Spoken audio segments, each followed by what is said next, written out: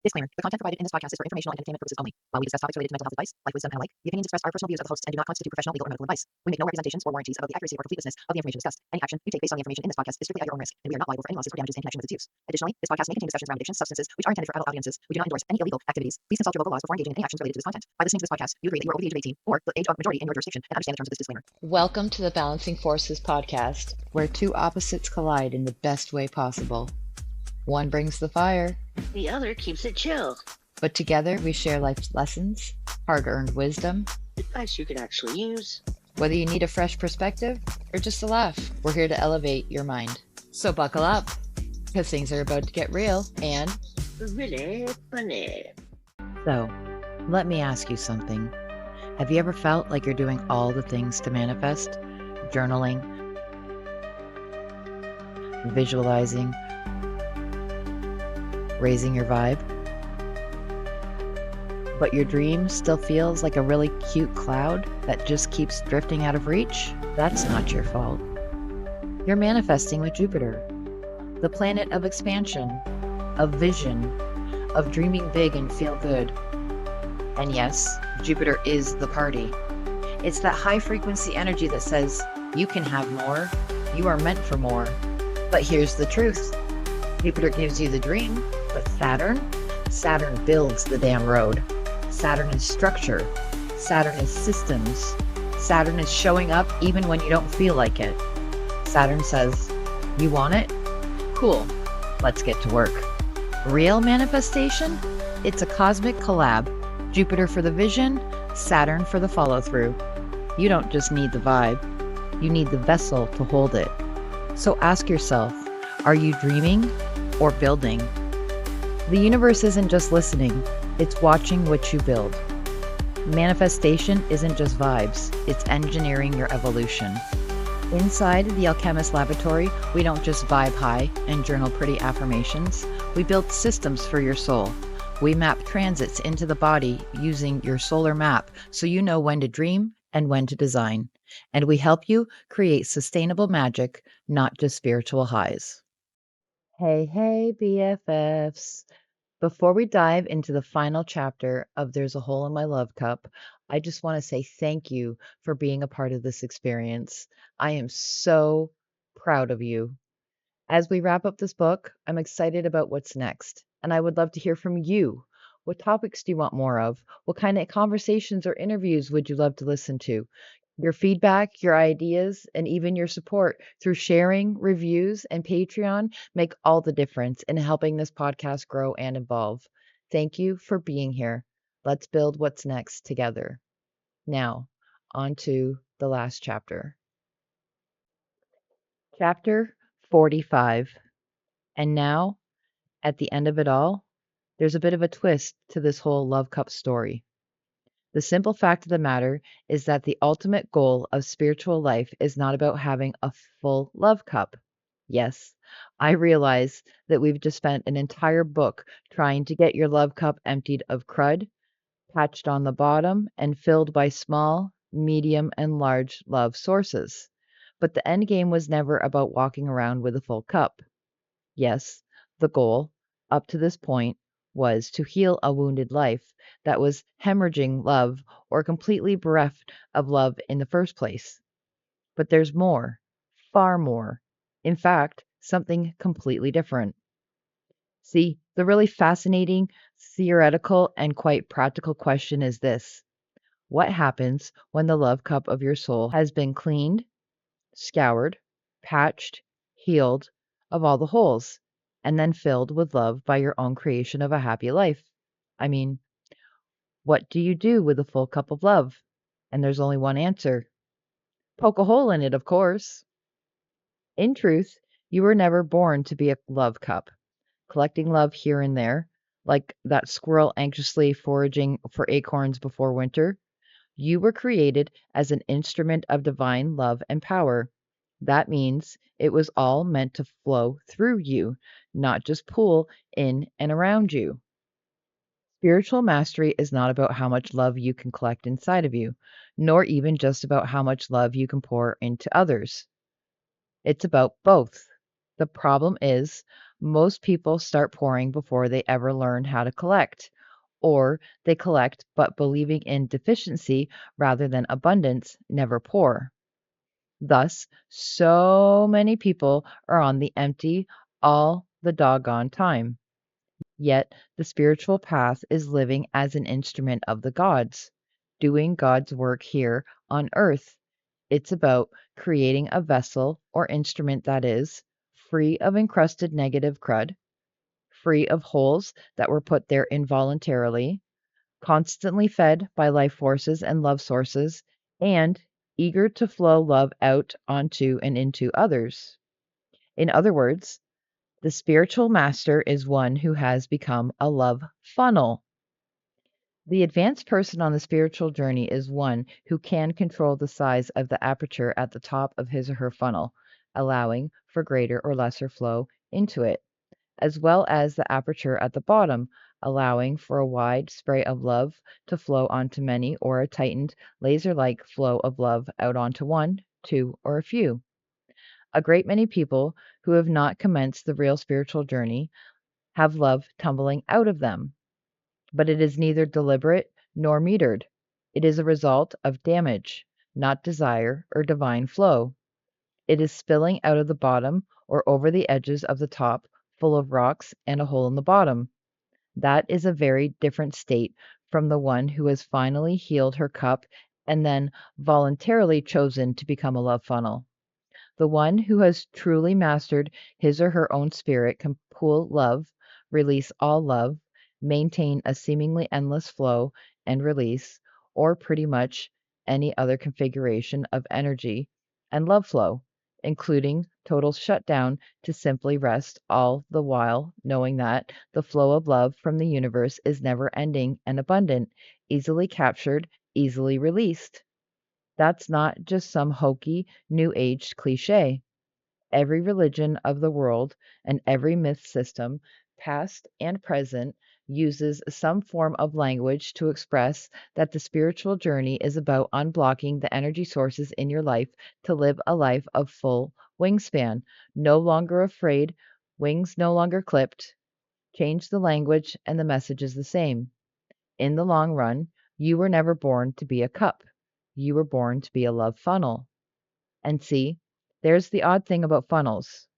If you pour a pitcher of water through a standard kitchen funnel or pour 10W30 down a metal funnel, after you do so, you can run your finger around the inside of the funnel and notice that plenty of water or oil still got stuck to the inside of the funnel. No matter how much passes through, some always sticks. In other words, the funnel gets the joy and total rush of all that life energy and love flowing through it, and it gets the residue of life and love after it flows through. And somewhere amid it all is the trust and the knowing that the flow will come again and is always available if you are tuned in and forever removing blockages. But the goal is never to be full of love per se, but to forever feel the love and energy of the universe passing through you. In other words, the purpose of the spiritual life is to learn to let go of love just as surely as it is about creating flowing love into one's life. But so, why go to all the trouble of patching and healing the bottom of your love cup that has a hole in it, if the grand goal is to poke a hole in it and just be a love funnel anyways? Great question. It was necessary for your healing and growth to lay the foundation and do the work of this entire book to come to this final and most important evolution from cup thinking to understanding yourself to be a love funnel. It is necessary to first conceive of yourself as a cup that holds love and necessary to make all critical repairs to the cup in order to get you to the point of the next spiritual level, so to speak, which cannot be arrived at without first destroying all of the cruddy beliefs from your past. It was necessary to reconstruct a healthy and love filled cup and foundation of core beliefs as well as fully open binary gates. The difference between cup and funnel thinking is that one is a wound and one is a choice. One is a mentality of hurt, fear, and hoarding. The other is a place of trust, knowing, deliberateness, and abundance. One is what was done to you, while the other is a necessary yet voluntary chosen feature for true life, true abundance, true joy, true and lasting peace, and true sense of purpose. But no, the truth is, we are not cups. We were created to be love funnels, instruments of divine love, graced to both feel it and give it. Both, not either or. And you simply cannot become a funnel without first becoming a cup, without knowing, fully experiencing, and trusting in the fullness of love flowing into the universe. No one can ever force another person to be a love funnel against their will. Further, to truly be a love funnel demands first knowing you are wanted, you are inherently good, and truly matter. And most people have no concept of what that means, or rather, they have no experience of what it feels like to know that in the depths of their soul. But to be merely a cup with a hole in the bottom is to believe none of these is true. Knowing it and living and experiencing it are two vastly different things. A love funnel is an instrument of power.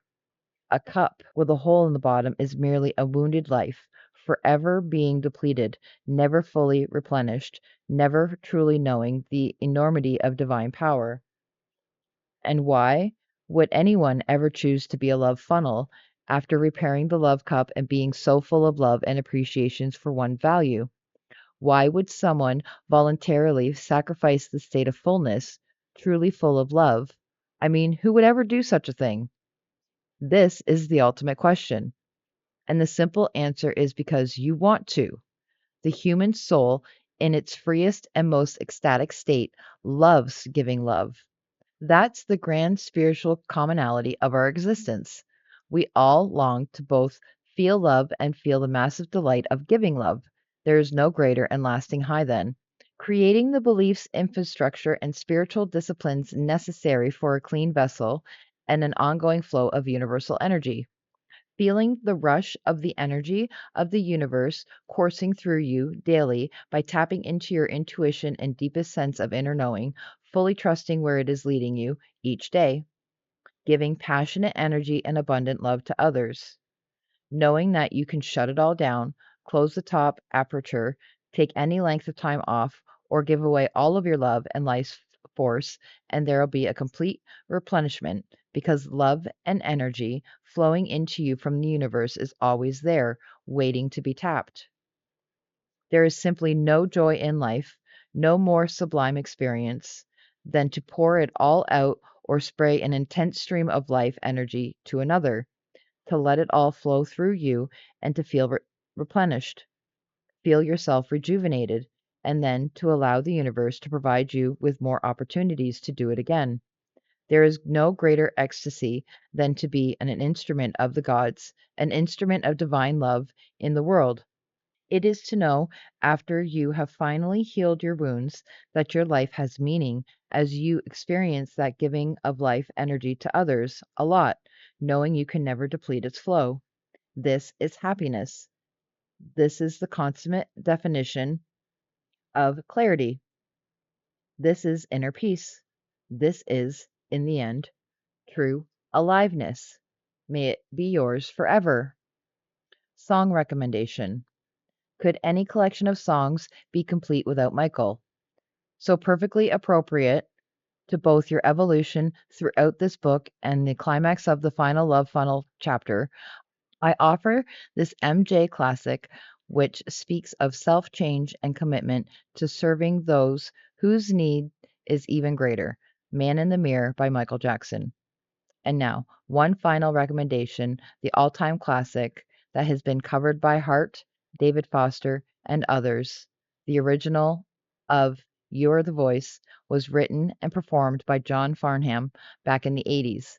It is a totally kick ass song. I love it. Love Foster's version, love Hart's version, but love the original most.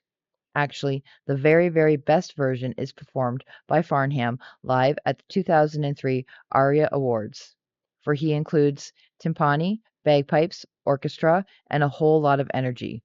You can pull it up on YouTube. If you're looking for inspiration, this song must be a part of your music library, so go get it.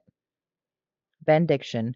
Now, lastly, this Spirit of the universe, you have called your servants to venture of which we cannot see the ending, by paths as yet untrodden, through perils unknown. Give us strength to go out with good courage, not knowing where we go, only that your hand is leading us and your love is supporting us. Amen. From the Liturgy of the Lutheran Book of Worship.